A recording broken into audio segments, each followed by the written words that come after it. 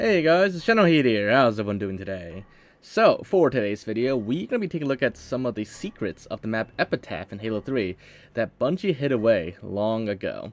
So, the map Epitaph, it's a pretty interesting map. It's one of the original Halo 3 maps, one of the oldest maps, and probably one of the most frequently played maps in matchmaking. Like, not the most frequently, but it's definitely like up there. You get this map a lot in matchmaking. But on this map, there's not much areas to explore around. It's pretty straightforward. It's a huge area outside though, but there's not much you can really do out here. But as it turns out, there are some things hidden away on this map in the source files, the original Bungie project files. So by doing the same thing that we've done in some previous videos, if we extract the source files, we can take a look at what Bungie was working on back in the day and what they left behind. So here in Blender in their source files, this entire section called Frame, it's basically the map that we're all used to, that we all, know and love, that we've all experienced over the years. But everything else outside of Frame Salvation, it's all just leftover stuff. There's plenty of stuff placed, outside the map. But all the stuff that's not part of Frame Salvation, it gets stripped away when the map gets imported into Halo 3. You can see there's a lot of stuff here. There's a lot of sections, and there's a lot of stuff placed outside the map here, but it all gets stripped away when the map gets imported. But it's still there in the source files. So what happens when I put them under Frame Salvation and then re-import the map? Well, let's take a look. So here we are on the map. One of the first things inside we'll notice is the platform in the middle. This is just a plain map. No objects are placed anywhere. That platform middle was originally supposed to be just a solid static scenery object. It didn't move around, it was just there. And then that Guardian hologram over there, it's unfinished, I guess. It's untextured, the shaders are missing, but it is there.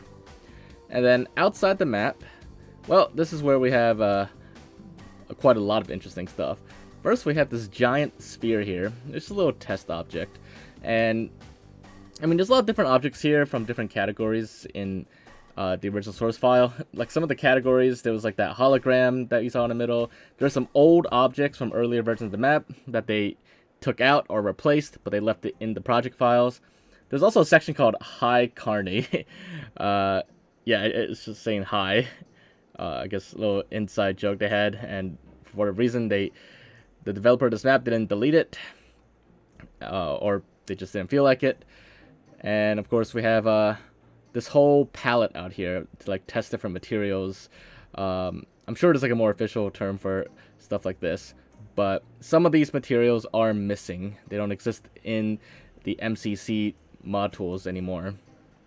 Some of them do exist, and that's why some work, but the ones that are missing materials, or the materials don't work, or the shaders are broken or don't exist, they'll just have the DaVinci Code texture on them.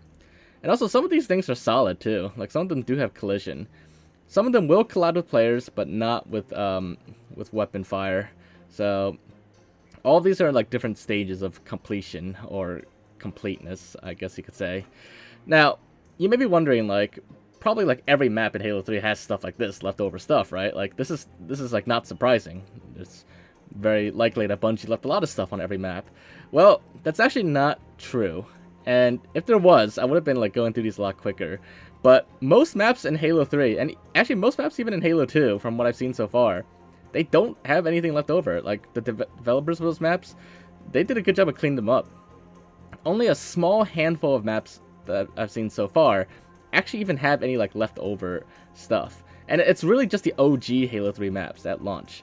And of the original maps at launch, not all of them have this stuff left over. So only a few actually have a few interesting things left over. And I guess for whatever reason, Bungie hid them away, or they chose not to delete them, or they didn't have time. But yeah, for the map Epitaph, those are the things that Bungie left behind and hid away in the original project source files. So, hopefully you guys found this video to be interesting. If you did, make sure to leave a like, leave thoughts in the comments. Let me know what map you want me to look at next, and if there's anything interesting in it, I'll definitely do a video on that. But aside from that, make sure to subscribe if you haven't already, and I will see you all in the next video. Bye, guys!